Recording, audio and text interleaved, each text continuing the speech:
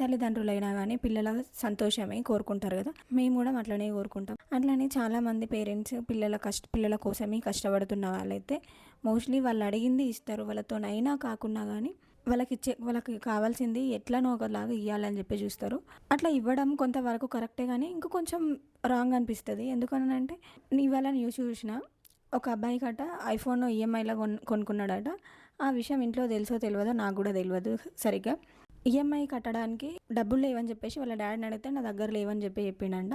లేవు అని అన్నారని ఒక్క నిమిషం కూడా ఆలోచించకుండా లోయన్న కొండ దగ్గరికి పోయి అక్కడి నుండి వెళ్ళి నేను ఇక్కడ నుంచి వెళ్ళి దునుకుతాను, నువ్వు డబ్బులు ఇవ్వకపోతే అని చెప్పేసి వాళ్ళ డాడీని బెదిరిస్తే వాళ్ళ డాడీ అతన్ని కాపాడడానికి పోయి ఆయనే అబ్బాయి అలా నాన్న ఇద్దరు కలిసి అందులో పడిపోయారు. ఆ లోయర్ వాళ్ళిద్దరు కళ్ళ ముందే పడిపోగా ఆ తల్లి కూడా వాళ్ళని చూసి వాళ్ళే లేరు, నేను ఎందుకు ఉండాలి అని చెప్పి ఆ తల్లి కూడా అందులో లోయలో పడిపోయింది. ఒక ఐఫోన్ కోసము కొన్ని డబ్బుల కోసము ముగ్గురు ప్రాణాలు పోయినాయి. ఇట్లా మనం ఏదైనా కానీ ఇచ్చుకుంటూ పోతే పిల్లలకు మనకు అది ఎట్లా వచ్చిందో మనం వాళ్ళకి ఎక్స్ప్లెయిన్ అన్నా చేయాలి. లేదు అని అంటే గిట్ట అది రావడానికి మనం ఎంత కష్టపడ్డామో నన్న చెప్పాలి. లేకపోతే గిన వాళ్ళు అడిగిన వెంటనే కాకుండా ఒక 1 వీక్ అట్లా టైం తర్వాత నన్న తీసుకొచ్చి ఇవ్వాలి అంతే తప్ప వెంటనే ఇవ్వకూడదు అని చెప్పేసి నా అభిప్రాయం. మీరేమంటారో చెప్పండి. అట్లనే పిల్లలకు కూడా చిన్నప్పటి నుండే పేరెంట్స్ వాల్యూ కానీ చెప్పాలి. ఎట్లా వస్తున్నాయి మనకి, ఎట్లా వస్తున్నాయి, ఎంత కష్టపడితే వస్తున్నాయి అని చెప్పాలి. లేదు అని అంటే మనం పనిచేసే దగ్గరికి వాళ్ళను కూడా తీసుకెళ్ళాలి.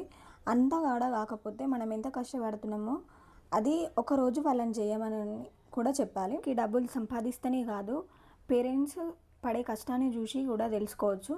మేము కూడా అట్లనే తెలుసుకున్నాము. మా మమ్మీ మా డాడీ అయితే మస్తు కష్టపడ్డారు.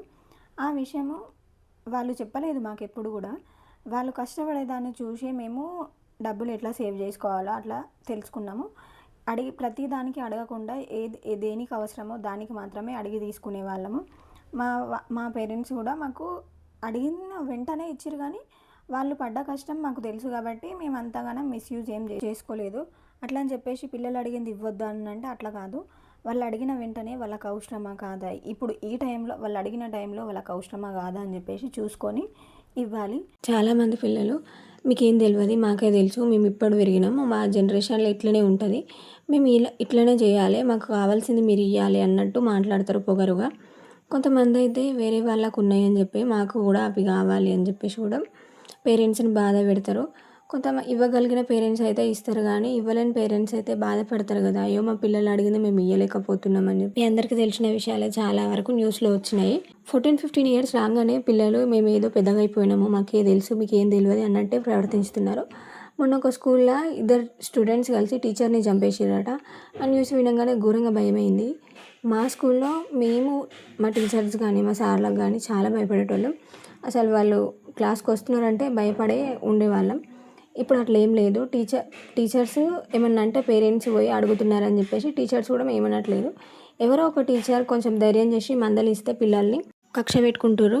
కానీ చాలా వరకు ఇది నిజమా అనిపిస్తుంది. ఎందుకనంటే ఒకప్పటిలాగా పిల్లలు ఇప్పుడు లేరు, వాళ్ళని చూస్తేనే భయం వేస్తుంది. టీచర్స్ కూడా వాళ్ళకి ఏదైనా చెప్పాలంటే భయపడి ఫస్ట్ వాళ్ళ పేరెంట్స్కి చెప్పేసి తర్వాత పిల్లలకి చెప్తున్నారు. ఒకరిని చూసి ఇంకొకరు నేర్చుకొని వాళ్ళు ఏం చేస్తున్నారో అర్థం కాకుండా అసలు ఆ సిచ్యువేషన్లో ఏం చేస్తున్నామో ఏం తెలియకుండానే ఉండిపోతుంది. కొంతమంది పిల్లలు మంచి అలవాట్లు నేర్చుకుంటారు, కొంతమంది పిల్లలు చెడు అలవాట్లు నేర్చుకుంటారు. మంచి అలవాట్లు నేర్చుకున్న పిల్లలు ఎప్పుడు ఎదుగుతూనే ఉంటారు.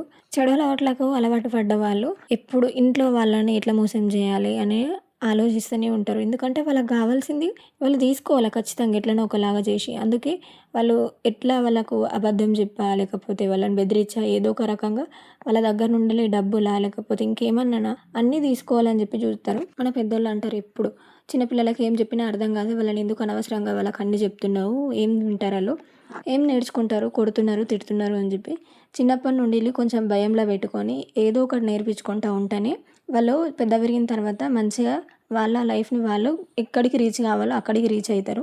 అట్లా కాకుండా ఉండి సరే పొంది పెద్దగైనాక నేర్చుకోరా అని చెప్పి చూసుకుంటుంటే వాళ్ళు ఎటు వనికి రాకుండా పోతారు. ప్రేమించిన వాళ్ళ కోసం తల్లిదండ్రులను చంపేసే వాళ్ళు కూడా ఉన్నారు. ఒక సింగిల్ పేరెంట్ ఉన్న వాళ్ళనైతే ఇంకా అసలు వాళ్ళ మాటని పట్టించుకోకుండా వాళ్ళ అమ్మ చిన్నప్పటి నుండి ఎంత కష్టపడి పెంచిందో కూడా గుర్తు చేసుకోకుండా 2-3 నెలల ప్రేమ కోసం వాళ్ళ అమ్మని చంపి ఏం తెలియనట్టు ఉంటారు. చుట్టుపక్కల వాళ్ళు అడిగినా కూడా ఊరెళ్ళింది, మా అమ్మమ్మ వాళ్ళ ఇంటికి వెళ్ళింది అట్లా చెప్తూనే ఉంటారు. ఒక తల్లి 9 నెలలు కడుపులో మోసి 9 నెలల తర్వాత చచ్చిపోయేదాకా పోయి వాళ్ళని కానీ చిన్నప్పటి నుండి వెళ్ళి ప్రతిదీ చేసి వాళ్ళకు వాళ్ళ హస్బెండ్ లేకపోయినా కూడా పిల్లలకి ఏ కష్టం రావద్దు అని చెప్పేసి ఏదో ఒక పని చేసి అంత కష్టపడి పెంచితే కనీసం వాళ్ళ తల్లి గురించి ఒక్క నిమిషం కూడా ఆలోచించకుండా 2-3 నెలల ప్రేమ కోసం కూడా చంపేస్తున్నారు. అట్లా చేయడం వల్ల అసలు ఏం యూజ్ ఉన్నదో కూడా తెలవకుండానే ఉన్నది. అట్లా చంపేస్తే మరి వాళ్ళకి ఏమొస్తుందో కూడా తెలవది. వద్దు అని చెప్పి వాళ్ళ పేరెంట్స్ వద్దు అని చెప్పేసి చెప్తే చిన్నప్పటి నుండి వెళ్ళి ఏం కావాలో అన్నీ చూసుకున్న తల్లిదండ్రులకు పెద్దగైన తర్వాత కూడా మేం కావాలో తెలుస్తుంది కదా. అది అర్థం చేసుకోకుండా ఒకరి కోసం ఇంకొకరి ప్రాణాలు తీయడం ఎంతవరకు కరెక్టో, ఒకరి కోసం ఇంకొకరిని టార్చర్ చేయడం ఎంత కరెక్టో నాకు తెలియదు. సినిమాల ప్రభావం కావచ్చు కానీ, సోషల్ మీడియా ప్రభావం కావచ్చు కానీ పిల్లల మీద చాలా వరకు పడుతూనే ఉంది. చిన్నపిల్లల కానుండేలి ఈ మధ్య ఇప్పుడు ఫోన్లు లేకుండా ఎవ్వరు ఉండట్లేదు. ఎంత వద్దు అని చెప్పేసి కంట్రోల్ చేసిన వాళ్ళని ఎక్కడో ఒక దగ్గర చూసేస్తూనే ఉన్నారు.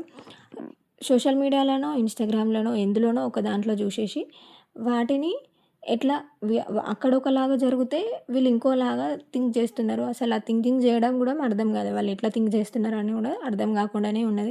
ఇట్లాంటివి జరిగినప్పుడు గవర్నమెంట్ కూడా కొంచెం స్ట్రిక్ట్ రూల్స్ పెట్టేసి వాళ్ళకు కఠిన శిక్ష వేస్తే ఒక్కరు కాకుండా ఇంకొకరన్నా చేంజ్ అవుతారు. అందరిలో మార్పు రాకున్నా కొందరిలో అయినా మార్పు తీసుకొని రావచ్చు కదా.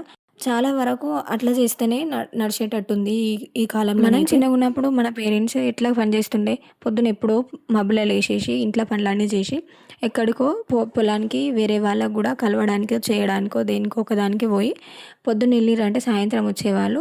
అయినా కానీ పిల్లలు చాలా బుద్ధిగా కొంతమంది ఉంటే, కొంతమంది పని చేయకుండా ఉన్న వాళ్ళు కూడా ఉన్నారు. చాలా వరకు బుద్ధిగా ఏదో ఒక పని నేర్చుకొని లేకపోతే మంచిగా చదువుకొని మంచి పొజిషన్స్కి పోయిన వాళ్ళు కూడా ఉన్నారు. తల్లిదండ్రుల కష్టం అర్థం చేసుకొని మంచి పొజిషన్కి పోయి తల్లిదండ్రుల పేర్లు నిలబెట్టిన వాళ్ళు, వాళ్ళ సంతోషాన్ని కోరుకున్న వాళ్ళు కూడా చాలామందే ఉన్నారు. అట్లనే ఇప్పుడు కూడా కొంతమంది కూడా చేస్తున్నారు, చేయట్లేదని కాదు, చేస్తున్నారు. చాలా వరకు ఇట్లా తల్లిదండ్రులను అర్థం చేసుకోకుండా వాళ్ళ పైన ఆధారపడే వాళ్ళు కూడా మస్తు మంది ఉన్నారు. తెలిసి తెలియని వయసులో పెళ్లి చేసుకొని ఏం చేయాలో అర్థం కాకుండా మళ్ళీ పేరెంట్స్ దగ్గరికి పోయి వాళ్ళపైననే ఆధారపడతారు. వాళ్ళు ఎంత కష్టపడ్డా కూడా వీళ్ళు ఎంజాయ్ చేస్తూనే ఉంటారు. కానీ కొంతమంది అయితే మరి నేను పని చేసుకొని నా భార్యను పోషించుకుంటానైతే ఎవ్వరు కొంతమంది ఉన్నారు అట్లా. నాకు తెలిసినంత వరకు అయితే ఇప్పుడు ప్రతి ఒక్కరు పని చేసుకుంటేనే ఇంట్లున్న ఎవరో ఒకరు కాకుండా ఇంట్లో ఉన్న అందరూ ఏదో ఒక పని చేసుకుంటుంటే మాత్రమే ఇల్లు గడుస్తుంది.